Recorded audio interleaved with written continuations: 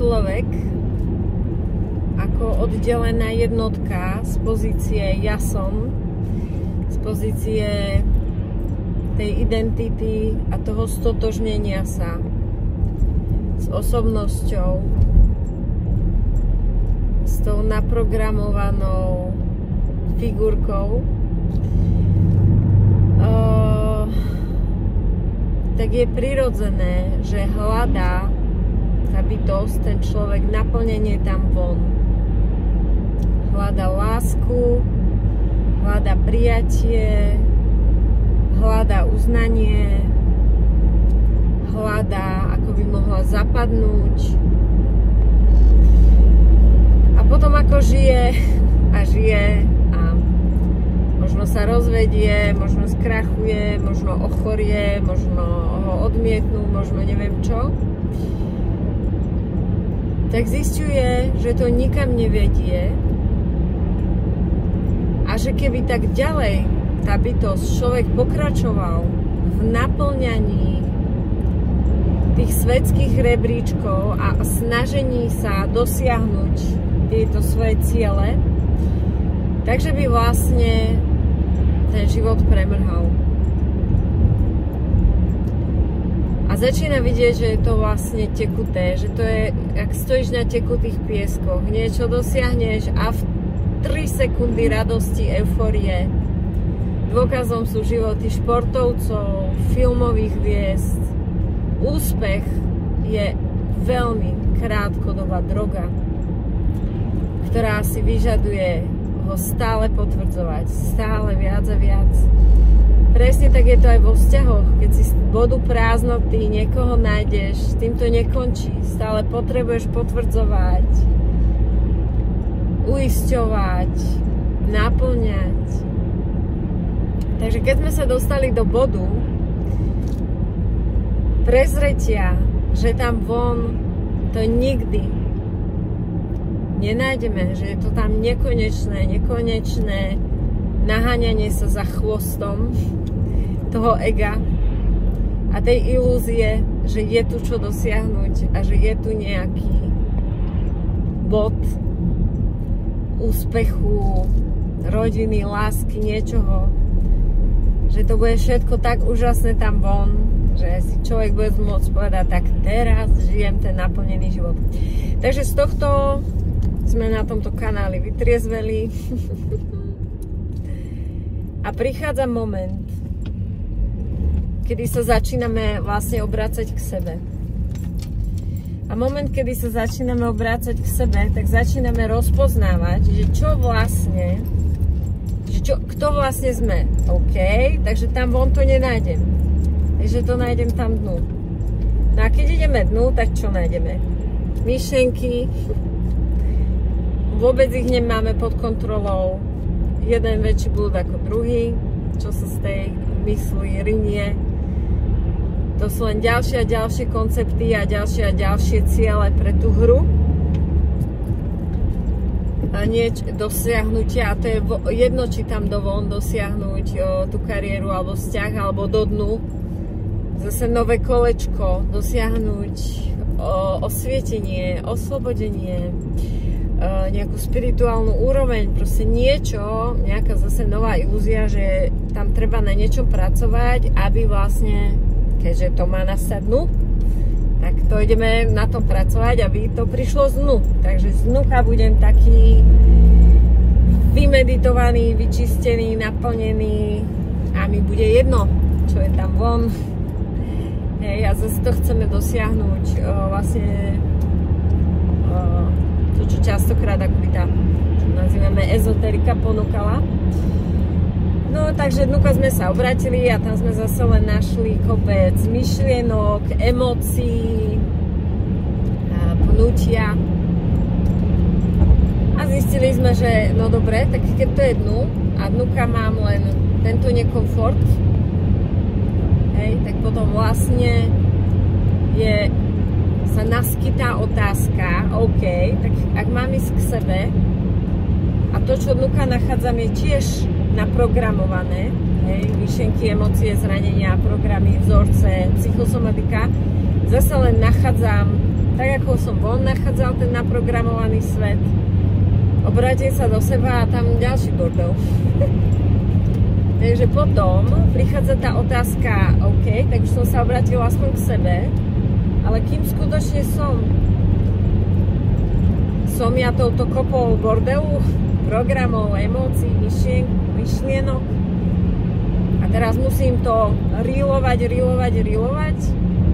aby som sa preríroval k tej svojej čistej podstate, k tomu vyššiemu ja, k tomu bytiu. Ako to je vlastne?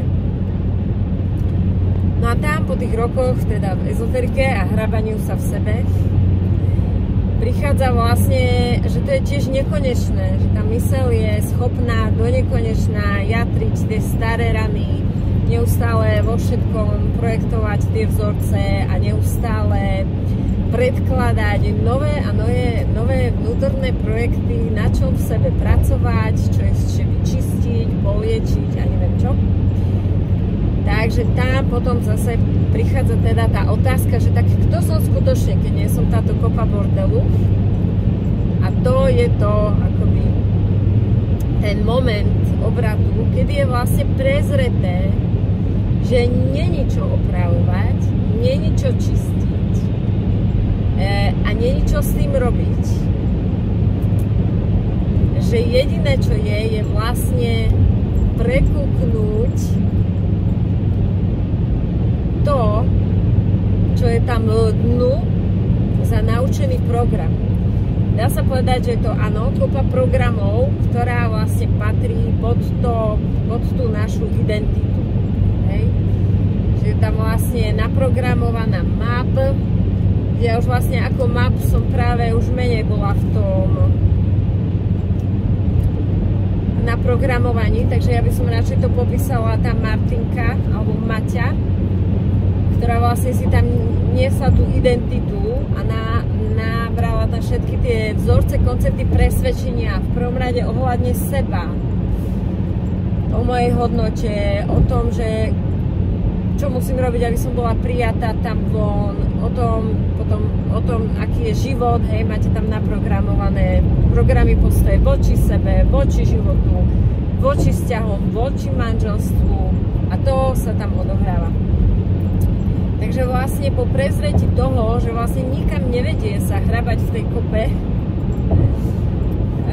toho, čo si tam nesieme, tak prichádza vlastne prezretie toho, že nie som tou naprogramovanou identitou. A tým, že to začne byť to naše malé, umenšené ja vnímané, áno, ono je to zhluk, strašne veľa programov, ale to stotožnenie je akoby ten koren toho celého. Je to ako strom, ktorý má milión konárov, vetvičiek, milión vzorcov programov, ale ten kmeň je vlastne tá základná stotožnenie, že si vlastne tá bytosť myslí, že toto je ona. Dá sa povedať, že tá osobnosť alebo tá naprogramovaná identita je myseľ, hej? Že to, čo ti vlastne myseľ predkladá, že myseľ sa cíti nepotrebná, myseľ sa cíti, že to tu nemá zmysel, myseľ sa cíti, akokoľvek sa cíti myseľ, tak ja som si vlastne myslela, že to som vlastne ja, že to sú moje pocity.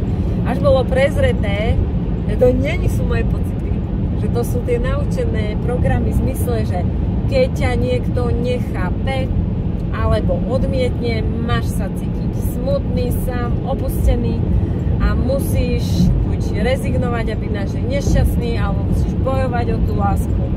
Hej, alebo myseľ bola naučená, že keď sa ti niečo nepodarí alebo niečo nefunguje, tak si určite zlyhala a teraz buď cíť vinu, alebo blablabla, je to pod jednou tie programy. Takže vlastne prišlo prekúpnutie, že tá osobnosť, tá identita, to ego, že je vlastne naučené. Že to je vlastne umelá identita. A to je na tom to úžasné, že v momente, ako je to prezreté, tak to nemôžeme prežívať 100% a tým pádom to energeticky neživíme, tým pádom už to nehráme. Nehráme tie hry, ktoré vlastne tá myseľ alebo tie vzorce predkladajú. Áno, není to z dňa na deň. Človek to vlastne prezrie, to iluzórne ja, a prichádza obdobie, že začína vidieť, čo všetko to iluzórne ja, tá identita predkladá, podhadzuje, že sa niečo deje a ona k tomu už má tie komentáre, ako sa máš cítiť, ako to máš vnímať, čo to znamená, čo ti tým druhí chcú urobiť, povedať, začne to celé akoby komentovať a riešiť. Ale keďže už tam není to stotožnenie, alebo je prezreté, že tým nie si, tak je videné, čo za naučené pohľady na vec ti tam ponúka. No a ty tým, že už si nemyslíš, že to platí pre teba, že to je pravda, už vieš, že to není pravda, že ty nie si a že je to len súhrn tých naprogramovaných minulých skúseností, subjektívnych, založených na veľmi subjektívnych zážitkoch a predstavách a vnemoch, tak tým pádom to nedostáva tvoju 100% energiu, nedostáva to napapať, nazvime to, vidíš kostým, vidíš scénu, ale už sa do toho nenavlečeš. Už sa to tam môže aj odohrať, ale je to videné, že to nie si ty, že to je vzorec a že dokonca to ani nie sú tí, čo ti to robia. Že sú oni len použití, normálne použité figurky, herci, role na to, aby vzorec sa odohral, ktorý tam bol vopred daný, naprogramovaný, aby sa opakoval, až kým ho vlastne neprezrieš, že to je javisko a že to, čo sa tam odohráva, sú herci a že vlastne to vôbec do toho nemusíš vojsť a snažiť sa to riešiť a snažiť sa to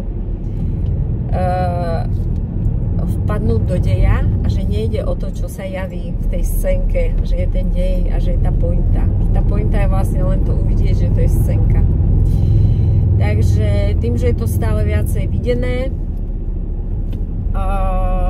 tá naučená, naprogramovaná cesta, to naučené, naprogramované, ako sa na to pozerať, tým pádom nedochádza k zúženému vedomiu, pretože keď my sme plne stotožnení s tým vzorcom, vedomie sa zúži a ty nevidíš žiadne možnosti, ty nevidíš, ako to tam naozaj je, ty vôbec nevidíš, ako to tí druhí myslia, cítia, čo sa tam deje. Ty vidíš v zúženom vedomí 100% projekciu toho, čo tam máš za zranenia, čo tam máš naučené. Pretože ty, keď nie si vo vzorci a si v tom byti a niekto príde a pošle ťa do piče, alebo ti čokoľvek zle spraví,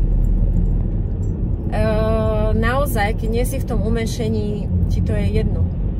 Vstaneš, ideš preč, cítiš súcit, vidíš, že on má nervy, že on to tak môže vnímať, nespájaš sa s tým, čo on prežíva, je to v kľude, áno, keby už veľmi prekračoval hranice, tak v kľude, alebo emočne, alebo je úplne jedno, tak mu povieš dosť, alebo čau, alebo je to jedno, ale není to téma, není to prežívané, ani to neriešiš, čo povedal, neriešiš, čo si mal, ako keby Boha, niekto mi skočil na nohu, alebo teraz tu je blato. Proste aj zabudneš o minútu, že sa to stalo. Ako náhle ty riešiš jeho, seba a to všetko, znamená, že už tam nastalo vlastne stotožnenie a že si plne vlastne iba v tom vzorci, v tej naučenej projekcii a už tam odžíváš nie to, čo naozaj je, ale to, čo máš v sebe nahraté, už tam prežívaš vlastne tú svoju starú nahrávku traum a tie všetky pocity, čo sa z teba rinú, tak nie sú z tej prítomnosti, ale sú vlastne tie staré zranenia, ktoré vlastne už tu nepatria a si ich vlastne neustále do tej prítomnosti prinášame a projektujeme, kým dnes je prezreté, že to je na komplet len príbeh tej osobnosti, ktorý už bol a vôbec nie je nutné to odžívať a proste príbeh umiera, stáva sa nie živým, stáva sa minulosťou a stáva sa len príbehom takým istým, ako keby sme hociaký iný príbeh vlastne vnímali, ale už nemá, už sa prestáva neustále prenášať a aktivovať do tej prítomnosti.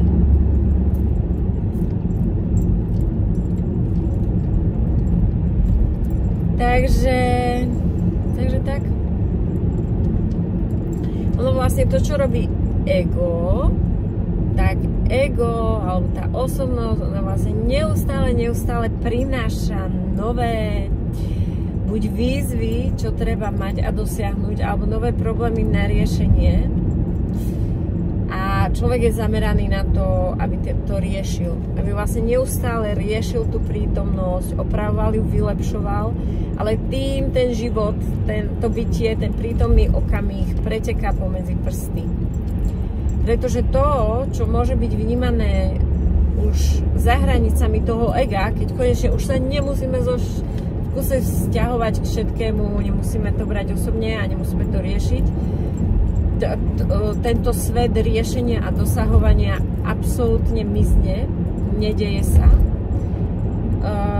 A to, čo sa deje, je, povedala by som slovo posvetné, to, čo sa deje, je, že konečne si bytie rozpomenulo samo na seba a brutálne si užíva, že je teraz v tele a že môže zažívať, čo zažíva ako rozpomenuté, už nie ako príbeh. To znamená, že je obrovským zážitkom každý v úvodzovkách prebudený okamih. Každý okamih, kde už nie si stotožnená, je vnímaním večnosti, je vnímaním a akože v tej prírode to je krásne vnímateľné, tá bezčasovosť a to bytie, pretože tie stromy vlastne len sú, ale dá sa to pre tú myseľ najlepšie prirovnať, že keď si v tej osobnosti, tak niekedy cítiš v tej prírode tú bezčasovosť a tú veľkoleposť toho bytia. No ale potom sa to vlastne akoby prenáša na úplne akýkoľvek moment, aj neprírodný. Si v nákupáku, alebo si proste s ľuďmi, alebo si v zápche, alebo si s najbližšími, s mužom, s deťmi, alebo si s úplne novým nejakým človekom. Každý moment je 100% živý ako tá príroda. Je plným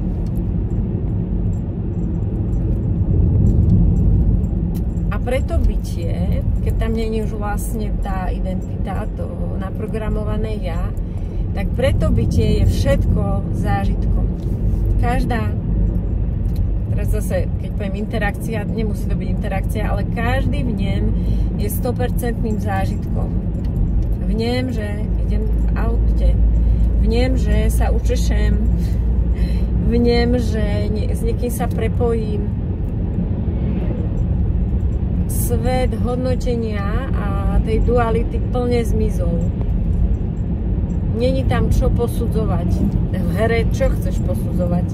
Že niekto hrá lepšie, niekto hrá horšie, niekto je športovec, niekto je herec, niekto je upratovačka. Nič pre bytie není.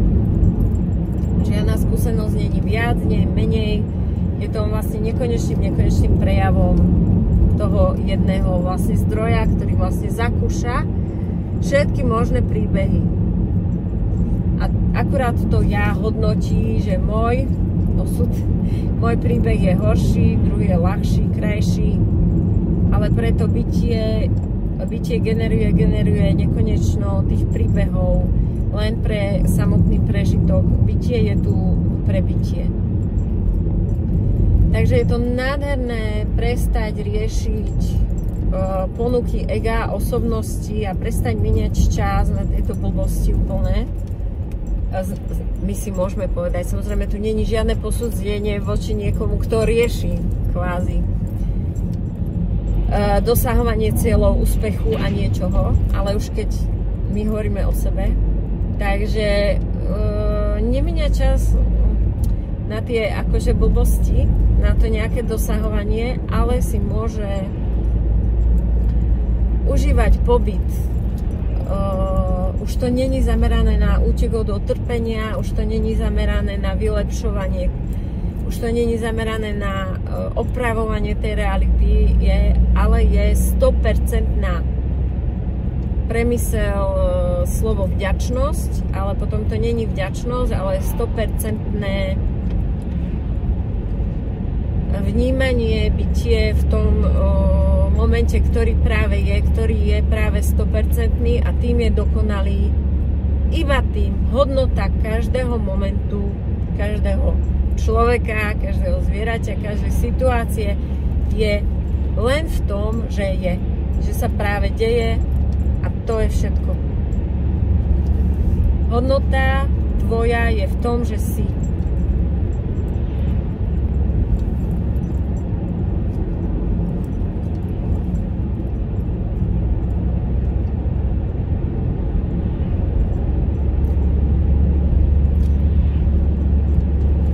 Vlastne obrovskou úľavou, keď tam ešte tá mysl silná, uvedomiť si, že to, že si úplne stačí. Ako náhle sa uvoľníš, že to, že si stačí, v tom momente prichádza na vnímanie si toho, kým skutočne si. Pretože tej mysli nikdy nestačí, ako si. Nikdy. Ona bude vždy bude riešiť seba a druhých a bude to chcieť mať pod kontrolou. Ako náhle ty sa uvoľníš do toho, že stačí, že si v tom momente si schopný navnímať okamžite tú svoju skutočnú podstatu. V tom momente tam tie programy nemajú vlastne dosah.